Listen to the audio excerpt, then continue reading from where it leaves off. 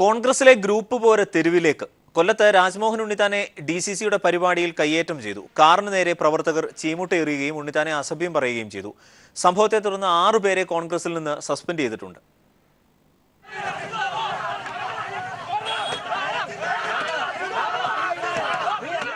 കൊല്ലം DCCയിൽ കോൺഗ്രസ് ജന്മദിന ആഘോഷവേളയിലാണ് നാടകീയ സംഭവങ്ങൾ അരങ്ങേറിയത്. DCCയിലേക്ക് എത്തിയ രാജ്മോഹൻ ഉണ്ണിത്താനെ ഒരു വിഭാഗം റോഡിൽ തടഞ്ഞ് കയ്യേറ്റം ചെയ്യുകയും കാർ അടിച്ചു തകർക്കുകയും ചെയ്തു. ചീമുട്ടയേറും കല്ലേറും ഇതിനിടയിലുണ്ടായി.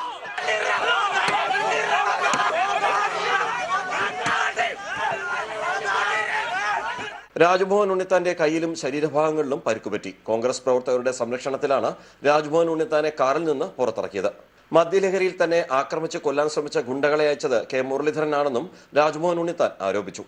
2004 ഇന്ദിരാഗാന്ധി പ്ലാനറ്റേറിയത്തിൽ KPCCയുടെ നിർവാഹക സമിതി യോഗത്തിൽ അന്നത്തെ KPCCയുടെ acting president Shri PP Thankachan ക്ഷണിച്ചതനുസരിച്ചിട്ടാണ് ഞാനും ശരത്ചന്ദ്ര പ്രസാദും അവിടേക്ക് പോയത്.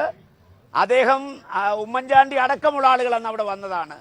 ഞങ്ങളെ മാരകമായി കൊല്ലാനാണ് ശ്രമിച്ചത്. അന്നും ജാതക ബലം കൊണ്ട് മാത്രമാണ് ഞാൻ രക്ഷപ്പെട്ടത്. ഇന്നും ജാതക ബലം കൊണ്ട് ഞാൻ ഒരിക്കൽ കൂടി മരണത്തിൽ നിന്ന് അത്ഭുതകരമായി രക്ഷപ്പെട്ടു. എന്നെ വധിക്കാനാണ് ശ്രമിച്ചത്. സംഭവം അന്വേഷിച്ച ശേഷം കുറ്റക്കാർക്കെതിരെ നടപടിയെടുക്കാൻ KPCCക്ക് റിപ്പോർട്ട് നൽകുമെന്ന് കൊല്ലം DCC പ്രസിഡന്റ് ബിന്ദുകൃഷ്ണ പറഞ്ഞു. എന്നാൽ രാജ്മോഹൻ ഉണ്ണിത്താനാണ് വണ്ട് കയറ്റി തങ്ങളെ കൊല്ലാൻ ശ്രമിച്ചതെന്ന് മുരളീധര പക്ഷവും ആരോപിച്ചു. ന്യൂസ് ബ്യൂറോ, കൊല്ലം. കോൺഗ്രസ് സ്ഥാപക ദിന പരിപാടിക്കെത്തിയ ഉണ്ണിത്താനെ കയ്യേറ്റം ചെയ്തതിൽ നടപടി സ്വീകരിക്കാൻ VM സുധീരൻ നിർദ്ദേശിച്ചു. കൊല്ലം DCC പ്രസിഡന്റിനാണ് നിർദ്ദേശം നൽകിയത്. അതുപ്രകാരം 6 പേരെ സസ്പെൻഡ് ചെയ്യുകയും ചെയ്തിട്ടുണ്ട്. അതേസമയം കയ്യേറ്റം ഉണ്ണിത്താൻ സ്വയം ആസൂത്രണം ചെയ്തതാണ് എന്ന് മുരളീധരൻ വിശദീകരിച്ചു. മുരളീധരന് പിന്തുണയുമായി A ഗ്രൂപ്പ് നേതാക്കൾ ഇന്നും രംഗത്ത് വന്നു. പാർട്ടിയുടെ പിറന്നാൾ ദിന പരിപാടിയിലാണ് രാജ്മോഹൻ ഉണ്ണിത്താനെ DCC ഓഫീസിന് മുന്നിൽ കയ്യേറ്റം ചെയ്തത്. 2004 ഗ്രൂപ്പ് യുദ്ധത്തിന് സമാനമായ സാഹചര്യം. തുടർന്ന് അന്വേഷിച്ച് നടപടി സ്വീകരിക്കാൻ KPCCയുടെ നിർദ്ദേശം. ഇത്തരം പ്രശ്നങ്ങൾ എങ്ങനെ കൈകാര്യം ചെയ്യണം എന്നുള്ളത് സംബന്ധിച്ച് തീരുമാനം. കയ്യേറ്റത്തിന് പിന്നിൽ തന്നെ അനുകൂലിക്കുന്നവരല്ലെന്ന് വിശദീകരിച്ച് മുരളീധരനും രംഗത്തെത്തി. എന്താ എനിക്കറിയില്ല, നിങ്ങൾ പറഞ്ഞിട്ടുള്ള അറിവ് എനിക്കുള്ളൂ.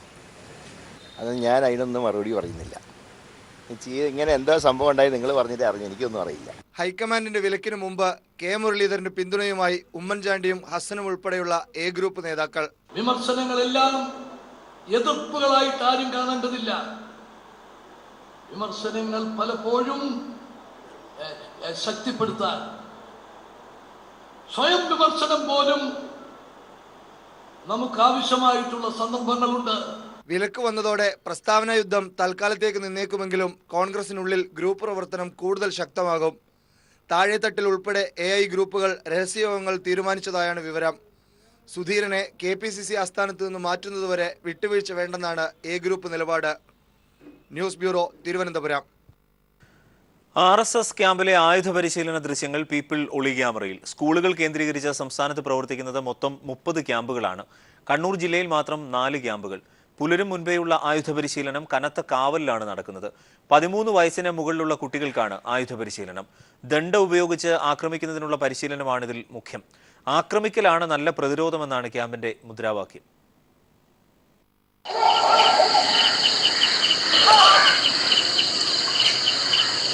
പ്രാഥമിക ശിക്ഷണ ശിബിരം എന്ന പേരിലാണ് RSS സംസ്ഥാന വ്യാപകമായി ക്യാമ്പുകൾ സംഘടിപ്പിച്ചിരിക്കുന്നത്.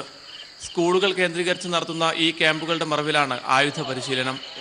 രഹസ്യമായി നടത്തുന്ന ആയുധ പരിശീലനത്തിന്റെ ദൃശ്യങ്ങൾ പീപ്പിൾ ഒളി ക്യാമറയിൽ പകർത്തി.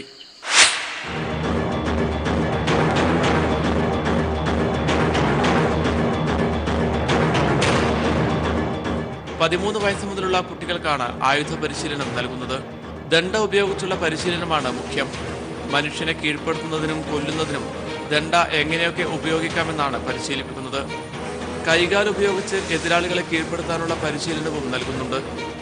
സംസ്ഥാനത്താകെ 30 ക്യാമ്പുകളാണ് സംഘടിപ്പിച്ചിരിക്കുന്നത്. കണ്ണൂർ ജില്ലയിലാണ് ഏറ്റവും കൂടുതൽ ക്യാമ്പുകൾ. പുലർച്ചെ 3 മണി മുതലാണ് ആയുധ പരിശീലനം ആരംഭിക്കുന്നത്. പ്രദേശത്തേക്ക് ഒരു ഈച്ച പോലും കടക്കാത്ത തരത്തിൽ കനത്ത സുരക്ഷയാണ് RSS ഒരുക്കിയിരിക്കുന്നത്. ആക്രമിക്കലാണ് നല്ല പ്രതിരോധം എന്നതാണ് ക്യാമ്പുകളുടെ മുദ്രാവാക്യം. വ്യക്തിത്വ വികസനത്തിനായുള്ള ക്ലാസുകൾ എന്ന പേരിലാണ് കുട്ടികളെ ആകർഷിക്കുന്നത്. ഡിസംബർ 24-ന് ആരംഭിച്ച ആയുധ പരിശീലന ക്യാമ്പ് ജനുവരി 1-ന് സമാപിക്കും. സംസ്ഥാന വ്യാപകമായി RSS സംഘടിപ്പിക്കുന്ന ക്യാമ്പുകൾ കഴിഞ്ഞ കുറേ ദിവസങ്ങളായി സൂക്ഷ്മമായി നിരീക്ഷിച്ച ഞങ്ങൾ കണ്ടത് ഞെട്ടിപ്പിക്കുന്ന കാഴ്ചകളാണ്. ചെറിയ കുട്ടികളെ പോലും ആക്രമണകാരികളാക്കി മാറ്റുന്ന പരിശീലനമാണ് ഇവിടങ്ങളിൽ നടക്കുന്നത്. ക്യാമറമാൻ അനിൽ കല്യാശ്ശേരിക്കൊപ്പം PV കുട്ടൻ.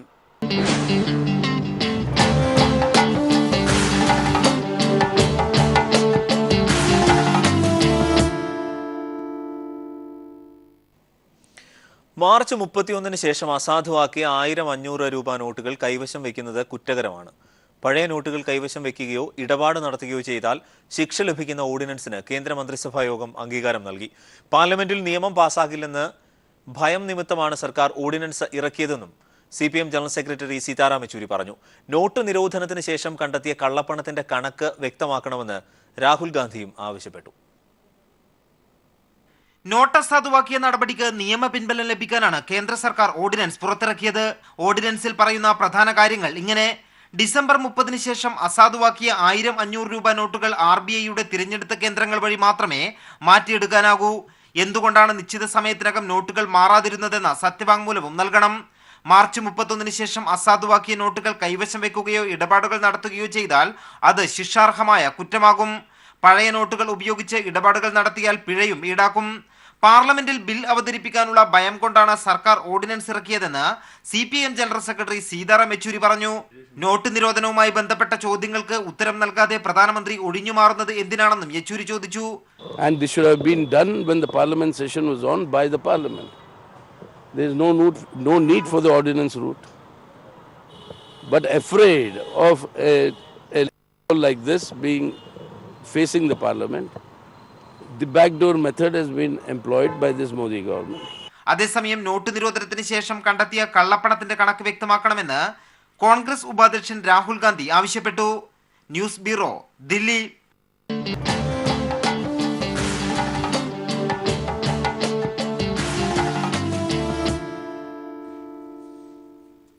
മത്തിപ്പുളി, മീൻപുളി എന്നീ പേരുകളിലും അറിയപ്പെടുന്ന ഒരു പുളിയാണ് പുളിവെണ്ട. ഇതിന്റെ മാംസളവും പുളിരസമുള്ളതുമായ പുഷ്പകോശമാണ് കഴിക്കാൻ ഉപയോഗിക്കുന്ന ഭാഗം. പുളിവെണ്ട കൃഷിക്ക് വേണ്ട കാര്യങ്ങൾ എന്തൊക്കെയാണ് എന്ന് നോക്കാം. വിത്തുപാകിയാണ് പുളിവെണ്ട തൈകൾ മുളപ്പിച്ചെടുക്കുന്നത്. ചാണകമാണ് പുളിവെണ്ടയ്ക്ക് ഉത്തമ വളം. നന്നായി നനച്ചു കൊടുത്താൽ നല്ല വിളവ് നൽകാറുണ്ട്. 60 സെന്റിമീറ്റർ അകലത്തിൽ ചാലുകളെടുത്ത് 30 സെന്റിമീറ്റർ അകലങ്ങളിലായാണ് വിത്ത് പാകുന്നത്. വേരുപിടിപ്പിച്ച കമ്പുകൾ നട്ടും പുളിവെണ്ട പിടിപ്പിക്കാറുണ്ട്. ചെടിച്ചട്ടിയിലും പുളിവെണ്ട നട്ടു വളർത്താം. ചെടി പൂത്ത് 20 ദിവസത്തിനുള്ളിൽ തന്നെ വിളവ് പാകമാകും. ചുവപ്പ് നിറമായ പുഷ്പകോശങ്ങൾ പറിച്ചെടുത്താണ് ഉപയോഗിക്കുന്നത്. നവംബർ മുതൽ ജനുവരി വരെയാണ് വിളവെടുക്കുന്നത്. ഒരു ചെടിയിൽ നിന്നും ഏതാണ്ട് 1 കിലോഗ്രാം വരെ പുഷ്പകോശങ്ങൾ ലഭിക്കാറുണ്ട്. വിത്തുപാകിയാണ് തൈകൾ മുളപ്പിച്ചെടുക്കുന്നത്. നന്നായി നനച്ചു കൊടുത്താൽ നല്ല വിളവ് നൽകാറുണ്ട്. ഒരു ചെടിയിൽ നിന്നും ഏതാണ്ട് 1 കിലോഗ്രാം വരെ പുഷ്പങ്ങൾ ലഭിക്കും. അച്ചാറിടാനും കറികളിൽ പുളിരസത്തിനായും ജെല്ലി ഉണ്ടാക്കാനും പുളിവെണ്ട ഉപയോഗിക്കാം. News desk.